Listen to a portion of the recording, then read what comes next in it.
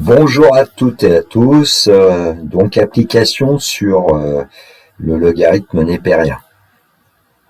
Dans le descriptif de la vidéo, vous trouverez un polycopier en format PDF, un lien vers mon nouveau blog où vous pouvez trouver divers documents de terminale, spécialité maths experte notamment, et puis il y a des documents qui peuvent convenir à des gens qui suivent l'enseignement de maths complémentaires. Une petite pensée à tous ceux qui doivent travailler chez eux, éventuellement pour diverses raisons, qui sont déscolarisés, parfois c'est pour des problèmes de maladie notamment. Alors je vous propose un certain nombre de petites applications par rapport à ce que j'ai fait dans la vidéo sur l'introduction du logarithme népérien d'un réel strictement positif. Je ne vais pas les lire tout de suite parce qu'on va résoudre au fur et à mesure ces applications. Bon, je vous conseille toujours, c'est de prendre une feuille, un crayon et puis d'essayer de faire les exercices et puis ensuite d'aller voir la correction que je vais vous faire évidemment dans quelques secondes. Alors l'application 1, la première question, c'est écrire ln de 7 plus ln de 3 sous la forme ln de a, où a est un réel strictement positif. Ln de 7 plus ln de 3, d'après le cours et les propriétés algébriques, on sait que c'est ln de 7 fois 3, et donc ln de 7 plus ln de 3, c'est égal à ln de 21. Deuxième question, écrire ln de 42 moins ln de 7 sous la forme ln de b, où b est un réel strictement positif. Eh oui, 42, Adriana, 42. ln de 42 moins ln de 7, d'après le cours, c'est ln de 42 divisé par 7. Et puis du coup, on peut dire que ln de 42 moins ln de 7 est égal à ln de 6. Question 3, écrire moins ln de 10 sous la forme ln de c, où c est un réel strictement positif.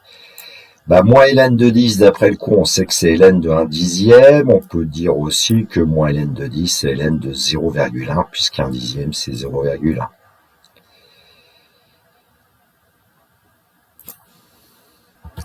Quatrième question, écrire 10 ln de 2 sous la forme ln de d, où d est un réel strictement positif. Alors 10 ln de 2, d'après le cours, c'est ln de 2 à la puissance 10. Puisqu'on avait vu que p ln de a égale ln de a puissance p, où a est un réel strictement positif et p est un entier relatif. Bon, donc on peut dire que 10 ln de 2, c'est ln de 1024 de puissance 10 égale à 1024. Nos professeurs nous disaient quand j'étais jeune, retenez que 2 puissance 10 et proche de 1000. Question 5, écrire un demi de ln de 49 sous la forme ln de k, où k est un réel strictement positif. Un demi de ln de 49, d'après le cours, c'est ln de racine carrée de 49, et donc un demi de ln de 49 est égal à ln de 7, puisque racine carrée de 49, c'est égal à 7. 0,07. L'application 2, alors la question 1, c'est écrire 2 ln de 3 plus 3 ln de 2 sous la forme ln de petit p, où p est un réel strictement positif. Alors 2 ln de 3 peut s'écrire ln de 3 au carré, et 3 ln de 2 peut s'écrire ln de 2 au cube, donc j'ai écrit ln de 3 au carré plus ln de 2 au cube. C'est-à-dire ln de 9 plus ln de 8, et on sait que d'après une propriété du logarithme népérien, c'est égal à ln de 9 fois 8, c'est-à-dire qu'on va obtenir ln de 72.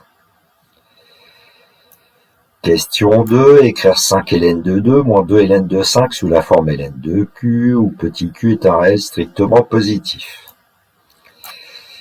Alors 5 ln de 2 moins 2 ln de 5, c'est ln de 2 puissance 5 moins ln de 5 au carré.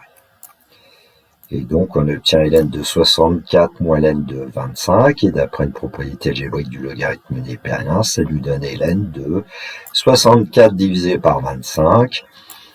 Alors, comme ça tombe juste, je vous ai donné ln de 2,56. Application 3, question 1, résoudre dans grand R l'équation exponentielle 0,5x égale 3. Alors, ce que je vous conseille toujours quand vous résolvez une équation, une inéquation, c'est de connaître ce qu'on appelle l'ensemble de définitions de cette équation, de cette inéquation, c'est-à-dire pour quelle valeur du réel x on a le droit d'écrire exponentielle 0,5x égale 3. Alors ici, il n'y a pas de contrainte puisque x étant un réel quelconque, on multiplie par 0,5, c'est un réel quelconque, on peut calculer son exponentielle et donc on dit que l'équation exponentielle 0,5x égale 3 est définie sur grand R. Ensuite, on va essayer de découvrir les réels x qui pourraient vérifier cette équation.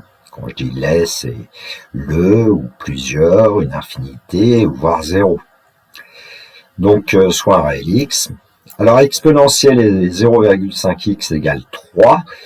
Eh bien, pour résoudre cette équation, nous allons utiliser la fonction logarithme népérien et on a vu dans le cours que a égale b équivaut à ln de a égale n de b pour a et b strictement positif.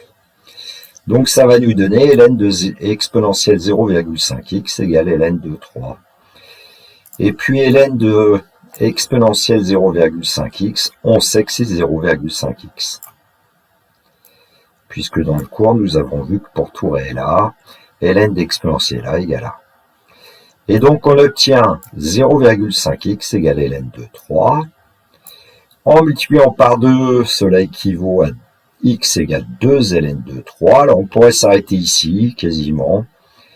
Bon, j'ai continué un peu pour vous faire voir que si jamais on vous demandait la solution sous la forme ln de bidule, comme on fait, et donc 2 ln de 3, c'est que c'est ln de 3 au carré, grâce à la propriété ln de a puissance p, c'est p ln de a pour a plus grand que 0 et p entier relatif, que d'ailleurs on utilise plutôt, entre guillemets, l'égalité à l'envers ici. Ce qui me permet de vous dire d'ailleurs au passage que les propriétés algébriques du logarithme, il faut les connaître dans les deux sens, j'ai envie de dire. Et donc, on obtient x égale ln de 9. Ln de 9, c'est un réel. Donc, ici, il n'y avait pas de contrainte spéciale puisque l'équation était définie sur grand R. Et donc, l'ensemble des solutions qu'on note sous grand S, c'est ln de 9. Ou bien, on pourrait écrire 2 ln de 3. Question 2. Résoudre dans R l'inéquation exponentielle 0,-0,25x, parce que j'ai changé l'énoncé, supérieur strictement à 2.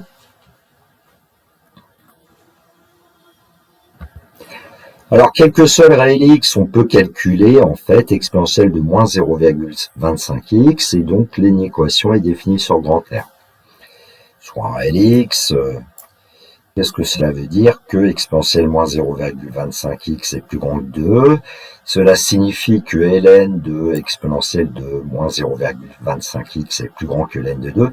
Je vous rappelle quand même qu'on a besoin que les deux nombres soient strictement positifs pour prendre le logarithme népérien. Et donc, on peut écrire cette petite propriété a est plus grand que b si et seulement si ln de a plus grand que ln de b pour a et b des réels strictement positifs. Par propriété du logarithme népérien d'exponentielle, ça nous donne moins 0,25x plus grand que ln de 2. On multiplie par moins 4, alors ici attention, moins 4 est strictement négatif, donc on va changer le sens de l'inégalité. Et donc x va être strictement inférieur à moins 4 ln de 2. Alors les réels x strictement inférieurs à moins 4 ln de 2 dans grand R sont des réels x qui appartiennent à l'intervalle moins l'infini, moins 4 ln de 2, ouvert en moins 4 ln de 2, ce qui constitue l'ensemble des solutions. Éventuellement, vous faites un petit schéma avec une droite qui représente l'axe des réels. Vous placez moins 4 ln de 2 et vous coloriez en bleu l'ensemble des solutions, en rouge l'ensemble des réels qui ne sont pas solutions. Alors ici, c'est pas très utile, mais quand vous avez à résoudre des systèmes, par exemple, ça sera utile. L'application 4, question 1, résoudre dans grand R l'équation ln de 2x égale 3. Alors, À quelles conditions est-ce que cette équation peut être écrite? On a besoin que ln de 2x existe. On sait que la fonction logarithme népérien n'est définie que sur l'intervalle 0 plus infini, donc ça signifie que le nombre de x il doit être strictement positif. Ça veut dire que x est strictement positif en divisant par 2 l'inéquation ne change pas le sens. Et donc ici, l'équation ln de 2x égale 3 est définie sur l'intervalle 0 plus infini ouvert en 0. Et donc, s'il y a une ou plusieurs solutions, il va falloir quand même vérifier que ces solutions sont bien dans l'intervalle 0 plus infini ouvert en 0 pour qu'elles soient des solutions effectives. Cela arrive qu'on trouve des solutions éventuelles qui ne sont pas solutions d'une équation ou éventuellement une équation. Donc là, on travaille pour un réel x de l'intervalle 0 plus infini ouvert en 0. Alors, qu'est-ce que ça veut dire que ln de 2x égale 3 ? Eh bien, on va utiliser la fonction exponentielle, et donc on obtient que exponentielle ln de 2x égale e au cube. La propriété a égale b équivaut à exponentielle a égale exponentielle b pour des réels a et b quelconques. Exponentielle ln de 2x, c'est 2x, et donc on obtient que 2x est égal à e au cube. On a utilisé la propriété pour un réel c strictement positif, exponentielle ln de c égale c. Ce qui veut dire que x est égal à 0,5 e au cube. Alors il nous faut vérifier que ce nombre est bien dans l'intervalle 0 plus infini. Si c'est le cas, il est solution, sinon il n'y aurait pas de solution. Et en fait, 0,5 est un réel strictement positif, e au cube aussi, donc le produit est un réel strictement positif, donc il appartient bien à l'intervalle 0 plus infini ouvert en 0. Et donc l'ensemble des solutions, c'est 0,5 e au cube. Question 2. Résoudre en R l'inéquation ln de moins 0,5x inférieur ou égal à moins 2. Alors, ln de moins 0,5x existe si et seulement si moins 0,5x est plus grand que 0.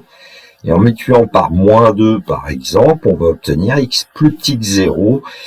En multipliant par moins 2, on change le sens de l'inégalité. Et donc, l'inéquation ln de moins 0,5x strictement inférieure à moins 2, elle est définie sur l'intervalle moins l'infini 0. Donc, les solutions éventuelles qu'on pourrait trouver doivent être dans cet intervalle. Alors, soit x un réel de cet intervalle, moins l'infini 0 vers 0, ln de moins 0,5x est inférieur ou égal à moins 2, signifie qu'exponentielle de ln de moins 0,5x est inférieur ou égal à exponentielle moins 2. Je vais rappeler la propriété au passage. Exponentielle ln de moins 0,5x, on sait que c'est moins 0,5x, qui doit être inférieur ou égal à exponentielle moins 2. Et en multipliant par moins 2 qui est négatif, on change le sens de l'inégalité, on trouve que c'est équivalent à x supérieur ou égal à moins 2 e puissance moins 2. Alors moins 2 e puissance moins 2, c'est un nombre strictement négatif,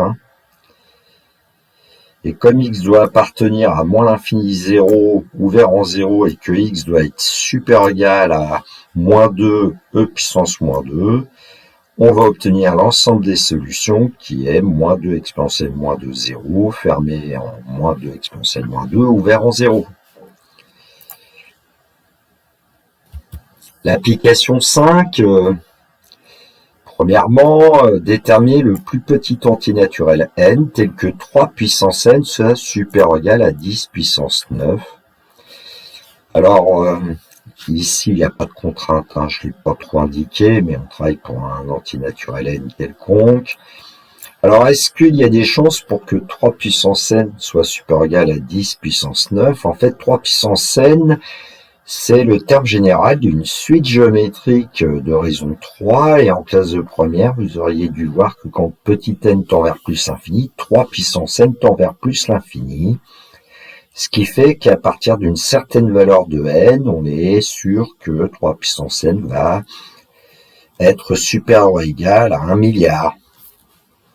Alors c'est ici que la fonction logarithme népérien est très utile.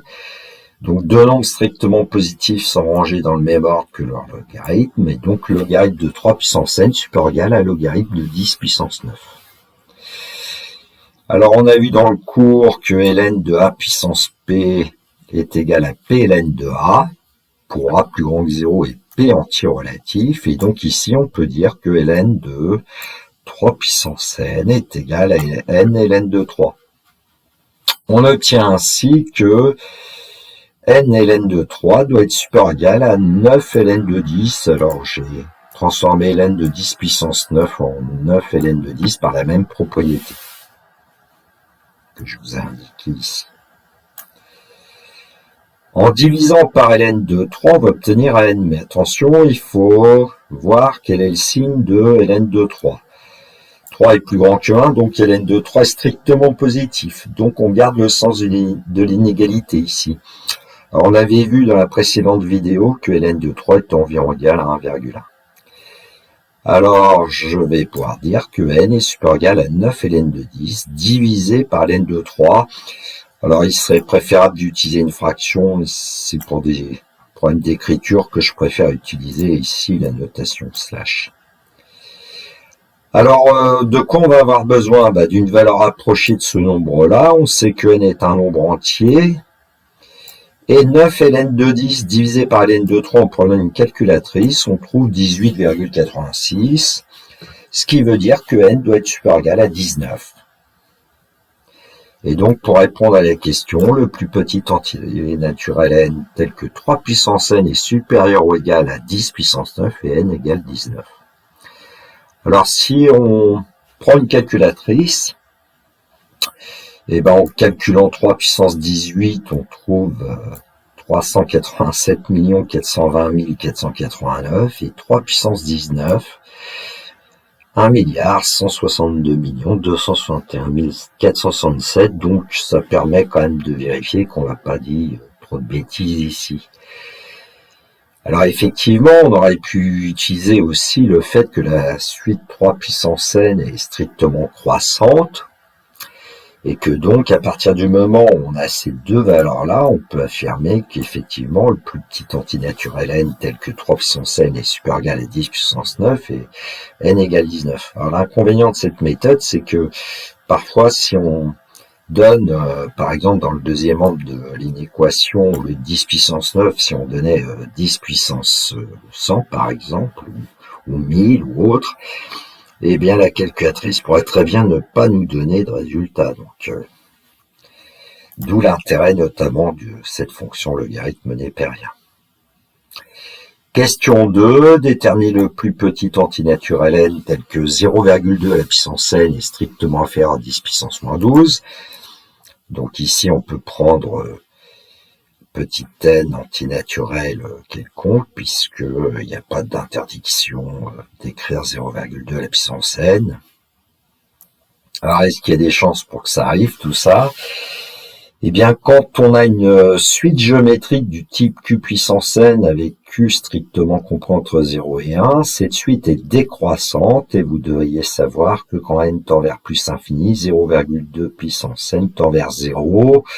Donc, il y a de grandes chances pour qu'à partir d'une certaine valeur de n, 0,2 à la puissance n soit plus petit que 10 puissance moins 12, même si ce nombre 10 puissance moins 12 est très proche de 0. Il est strictement positif, 10 puissance moins 12, 0,2 à la puissance n aussi, donc on va utiliser la fonction logarithme népérien. Cela signifie que ln de 0,2 à la puissance n est strictement inférieur à ln de 10 puissance moins 12, et je vous ai indiqué évidemment la propriété ici. Bon, j'ai pas dit que a et b étaient positifs, je pourrais le rajouter.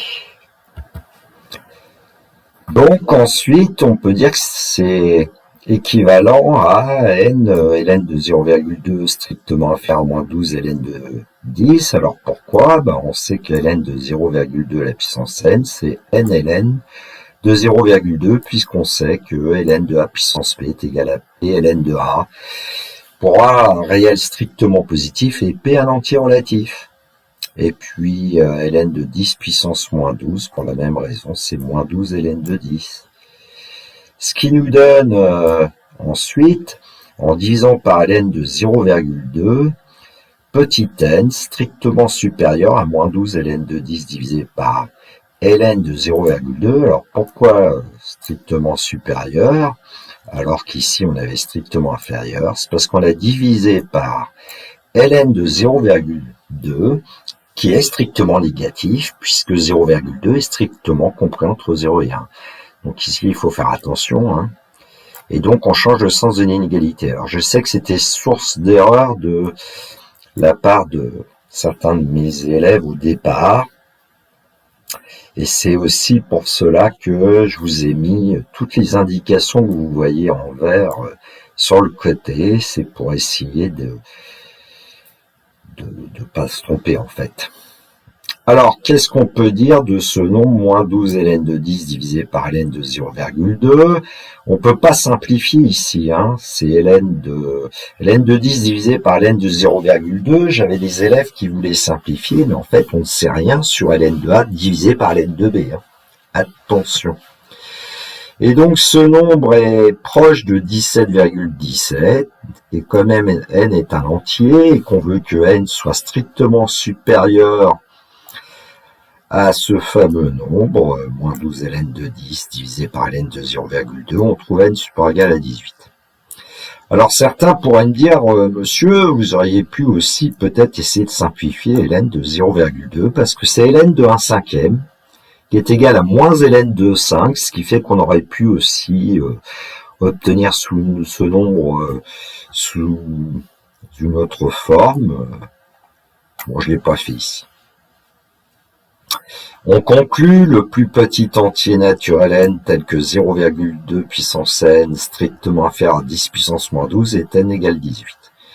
Alors toujours avec une calculatrice, on peut remarquer que 0,2 à la puissance 17, ben là la calculatrice nous donne qu'une valeur approchée, hein, 1,3 multiplié par 10 puissance moins 12, j'aurais pu quand même l'indiquer.